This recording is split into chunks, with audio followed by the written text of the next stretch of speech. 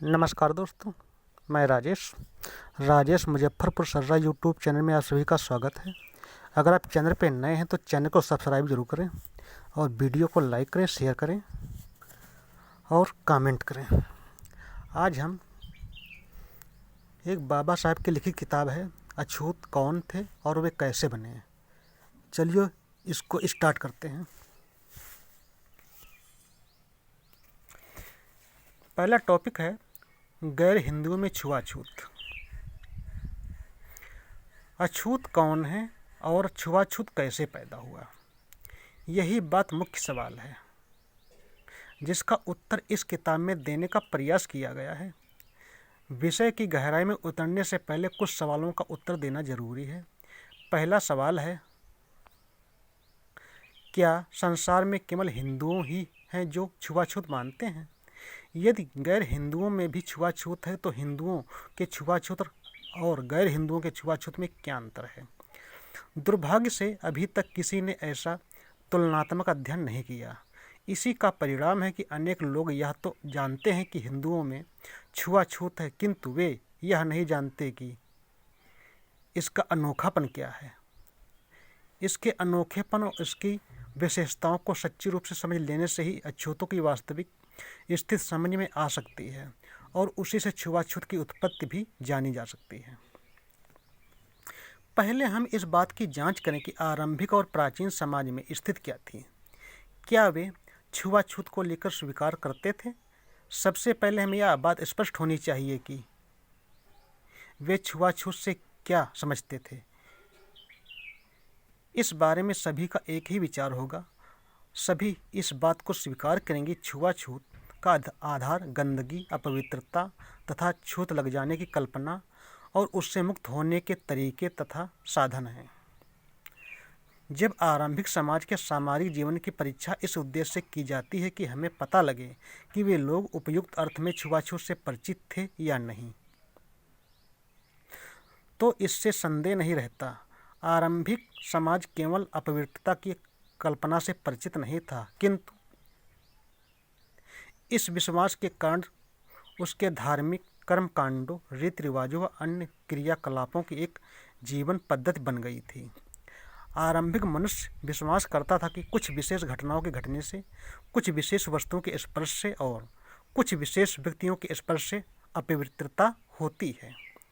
आरंभिक मनुष्य का यह भी विश्वास था कि अपवित्रता एक लोग के दूसरे लोग में भी चली जाती है। इससे वह समझता था कि यह अपवित्रता एक दूसरे में चला जाना विशेष अवस्थाओं में विशेष रूप से होता है, जैसे खाने पीने आदि के प्राकृतिक कृत्यों के समय जीवन की जिन घटनाओं को आरंभिक मनुष्य अपवित्रता का कारण मानता था, उनमें मुख्य थी जन्म, दीक्षा, बालिग होना, विवाह, संभोग, मृत्यु।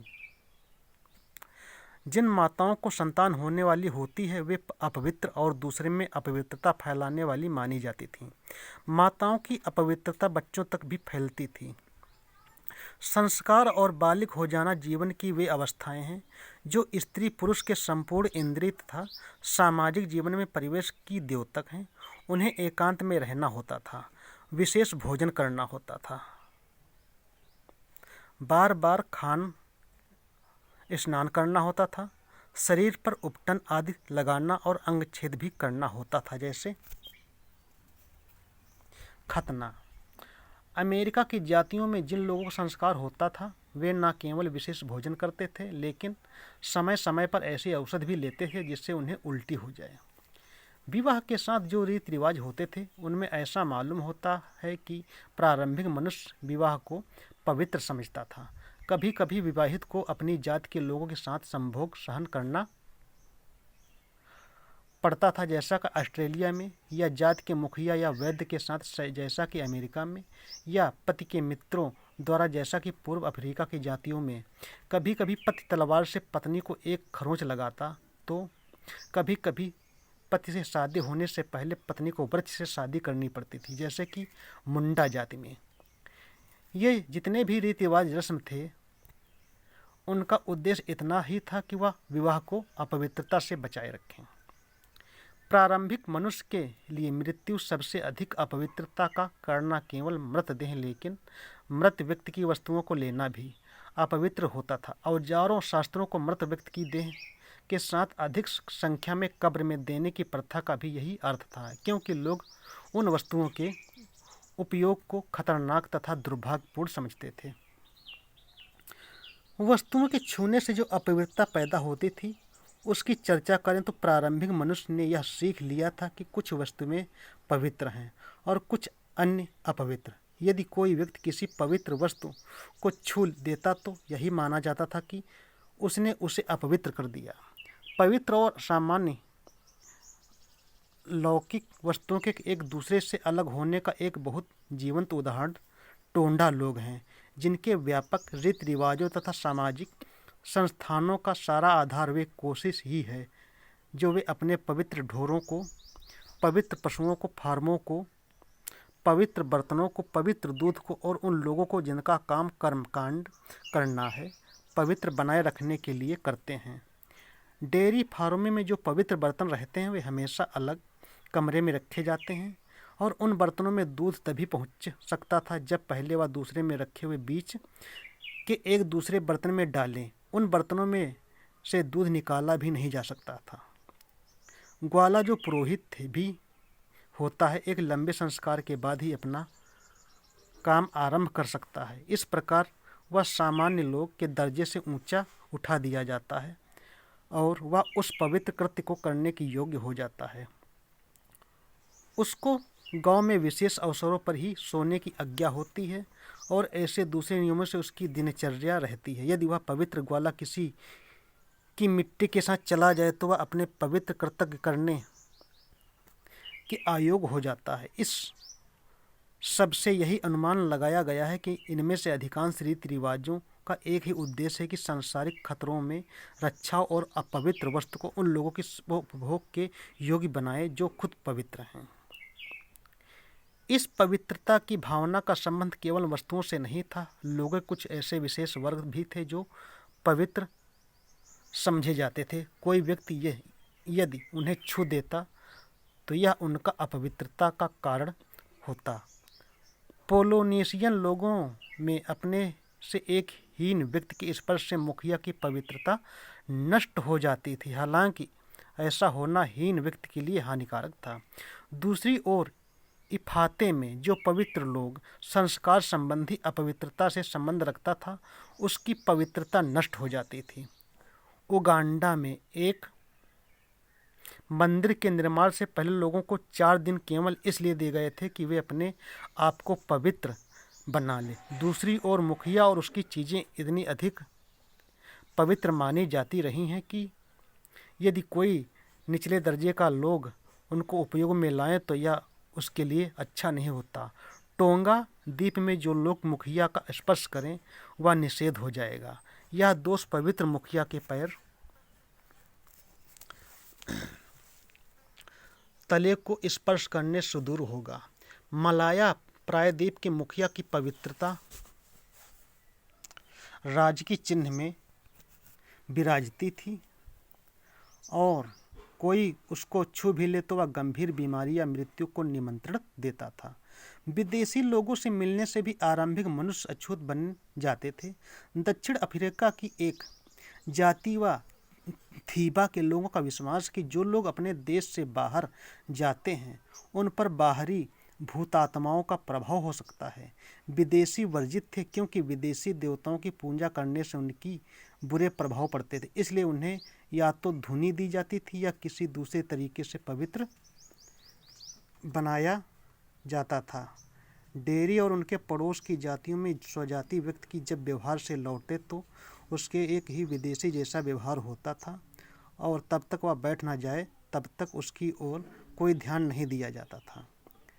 अनजान देश से आने वालों के लिए जितना खतरा था अनजान देश में जाना भी उतना ही खतरा था। ऑस्ट्रेलिया में जब एक जात की दूसरी जात से मिलनी होती तो वे वायु शुद्ध के लिए जलती हुई मसाले और आगे लेकर चलते थे। ठीक वैसी स्पर्ट देश के नरेश जब युद्ध के लिए जाते तो उनके आगे वेदी की पवित्र आग जलती थी। इस प्रकार जो पवित्र बाहर से किसी घर में प्रवेश करते उन्हें चाहे पाँव के जूते उतारना ही सही कोई ना कोई रीति निभानी पड़ती थी, अन्यथा इस बात का पूरा डर था कि वे घर के लोगों को बाहर की छूत लगाकर अपवित्र कर देंगे। जब भी घर का कोई लोग किसी को छू देने से अपवित्र बना देने की स्थिति में हो तो दोहरी तथा चौखट पर खून लगा दिया जाता था, पानी छिड़क दिया जाता था। कभी कभी घर के दरवाजे पर घोड़े की एक नाल लटका दी जाती थी ताकि बुरे प्रभावों से रक्षा हो और घर में सौभाग्य आए। जन्म, मृत्यु तथा विवाह के साथ जितने भी रीति रिवाज होते थे उन सबका एकमात्र यही मतलब नहीं था कि ये जन्मादि पवित्रता के स्रोत ही हैं, लेकिन जब और जहाँ भी एकांतवास होता है उसमें इतना तो ग्रहण करना ही होता है कि वह बातों के साथ अपवित्रता का भी द्योतक है। जन्म, दीक्षा, विवाह तथा मृत्यु होना पृथक्करण होता है और जो अपवित्र या जो बाह्य है उसके साथ किसी प्रकार का व्यवहार होने पर भी पृथक्करण होता है। बालक का जन्म होने पर माता को अलग कर दिया जाता है। बालिग होने और दीक्षित होने पर भी उसे कुछ समय अलग रहना पड़ता है। विवाह में मंगनी से लेकर विवाह संस्कार हो जाने तक पति पत्नी एक दूसरे से दूर रहते हैं। स्त्री जब मार्मिक धर्म में होती है तो अलग अलग रहना पड़ता है। मृत्यु होने पर अलगीकरण विशेष रूप से होता है। मृत व्यक्ति की देह ही नहीं उसके संबंधियों तक को शेष सब लोगों से दूर रहना पड़ता है। यह अलगीकरण उनके बढ़े हुए बालों, नाखूनों और पुराने कपड़ों के पहनने से स्पष्ट होता है। इसका अर्थ हुआ कि समाज के नाई, धोबी आदि ने उनका बहिष्कार कर रखा है। पृथक्करण का समय और उसकी कड़ाई समान नहीं होती, लेकिन पृथक्करण तो होता ही है। यदि पवित्र को किसी सामान्य लौकिक व्यक्ति ने अपवित्र कर दिया हो या स्वजात से अपवित्रता हो या स्वजात से बाहर के किसी संबंध के कारण अपवित्रता उत्पन्न हुई हो तो पृथक्करण होता ही है। सामान्य लौकिक व्यक्ति को पवित्र लोग से दूर रहना ही चाहिए। अपने संबंधों को असंबंधी से दूर रहना चाहिए। इससे यह स्पष्ट है कि आरंभिक समाज में अपवित्रता के कारण को अलग किया जाता था। अपवित्रता की कल्पना के साथ आरंभिक समाज ने पवित्र बना सकने वाली रीति रिवाजों को भी कल्पना कर ली थी जो अपवित्रता को दूर भगा सकते थे। अपवित्रता को दूर करने के साधन पानी और रक्त है। जो लोग अपवित्र हो गया यदि पानी और रक्त छिड़क ले तो वह पवित्र हो जाता है। पवित्र बनाने वाली रीति रिवाजों में वस्त्रों का बदला, बालों तथा नाखूनों आदि का काटना, पसीना निकालना, आग तापना, धुनी देना, सुगंधित पदार्थों को जलाना और किसी शाखा से झाड़ फूंक करना शामिल है। ये अपवित्रता को दूर भगाने के साधन थे, लेकिन आरंभिक समाज अपवित्रता से बचने का एक और उपाय भी जानता था। वह था एक अपवित्रता दूसरे पद पर लेना या किसी दूसरे ऐसे व्यक्ति पर जो पहले से ही वर्जित या बहिष्कृत होता था लाद दी जाती थी। न्यूजीलैंड में यदि एक लोग दूसरे के सिर को स्पर्श कर देता था तो सिर शरीर का पवित्र भाग होने के कारण वह लोग वर्जित हो जाता था। तब उसे अपने हाथों को एक प्रकार की जड़ विशेष से रगड़कर अपने को पवित्र बनाना होता था। वह जड़ मात्र पक्ष में जो परिवार का मुखिया होता उसका भोजन बनाती थी। टोंगा में यदि कोई लोग वर्जित भोजन ग्रहण कर लेता तो उसके बुरे प्रभाव से बच निकलने का यही उपाय था कि वह अपने पेट पर परिवार के मुखिया का पैर रखवाए। एक ही पवित्रता दूसरे में चली जाने की कल्पना बलि के बछड़े की रीत से प्रकट होती है। फिजी में यदि कोई वर्जित लोग एक सुअर पर अपने हाथ फेर देता तो वह मुखिया के लिए पवित्र हो जाता। उगांडा में जब राजा के लिए शोक मनाने का समय समाप्त होता तो एक बलि के बछड़े के साथ एक गौ, एक बकरी, एक कुत्ता, एक मुर्गी और राजा के घर की कुछ मिट्टी और आग नगर की सीमा पर पहुंचा दी जाती थी। वहां उन पशुओं को लूला लंगड़ा बनाकर मरने के लिए छोड़ दिया जाता। इस रीति से राजा और रानी की सारी अपवित्रता दूर हो जाने का विश्वास था। यह सब वे बातें हैं जो आरंभिक समाज में अपवित्रता संबंधी कल्पना का अस्तित्व सिद्ध करती हैं। यदि हम आरंभिक समाज के बाद प्राचीन समाज का विचार करें तो प्राचीन समाज को अपवित्रता की कल्पना आरंभिक समाज के अपवित्रता की कल्पना से विशेष अलग नहीं थी। अपवित्रता के स्रोत या कारणों में भेद है। पवित्र बनाने वाले रीति रिवाज भी अलग हो सकते हैं, किंतु इन भेदों के अलावा आरंभिक समाज और प्राचीन समाज में अपवित्रता तथा पवित्रता का जो रूप है वह एक जैसा है। मिस्र देश की अपवित्रता पद्धति की यदि आरंभिक समाज की अपवित्रता पद्धति से तुलना की जाए तो दोनों में केवल इतना ही अंतर है कि मिस्र देश में यह अधिक व्यापक हो गई है। यूनानियों में रक्त समूह, रक्त प्रवाह, भूतों का प्रभाव, मृत्यु, संभोग, बालक का जन्म, शौच, निषिद्ध भोजनों का खाना जैसे शोरबा, विशेष मक्खन, लहसुन, अनाधिकृत लोगों का पवित्र स्थानों में चले आना और विशेष अवस्थाओं में गाली देना तथा झगड़ा करना भी अपवित्रता के कारण माने जाते थे। और पवित्रता के साधन जिन्हें सामूहिक रूप से यूनानी कोपोइया कहते थे, अभिमंत्रित जल, गंधक, प्याज, धूप देना, आग, कुछ पेड़ों की शाखाएं, दूसरी वनस्पति, अलकतरा, ऊन, कुछ पत्थर और ताबीज, सूर्य की ताप, स्वर्ण स्पर्श, चमकदार वस्तुएं, बलि के पशु, विशेष रूप से सुअर और उनमें फिर उनका रक्त मांस, कुछ उत्सव और अवसरों पर किए जाने वाले रीति रिवाज, विशेष रूप से श्राप देना तथा बलि का बछड़ा थे। पवित्रता का एक असाधारण तरीका अपवित्र के सिर के बाल काटना और देवता से उनका संबंध स्थापित करना भी था। रोम वासियों की पवित्रता और पवित्रता की कल्पना भी विशेषता रही है। और जातिगत अपवित्रता तथा पवित्रता की कल्पना जिस प्रकार की पवित्रता होती उसी प्रकार का एक संस्कार सारे प्रदेश को पवित्र बनाने वाला भी था। प्रादेशिक पवित्रता संस्कार सारी सीमा की प्रदक्षिणा करने और बलि देने से भरा होता था। प्राचीन समय में शहर की दीवारों के चारों ओर एक इसी प्रकार की प्रदक्षिणा होती थी। ऐतिहासिक युग में नगर के विशेष पवित्रीकरण का आयोजन किसी भी महान विपत्ति के बाद किया जाता था, जैसे कि द्वितीय म्यूनिख युद्ध से हुए महान विनाश के बाद। इन सारे पछताओं का मुख्य उद्देश्य देवताओं की अनुकूलता प्राप्त कर लेना मात्र था। किसी भी उपनिवेश के आरंभ के समय शुद्ध संस्कार होता था।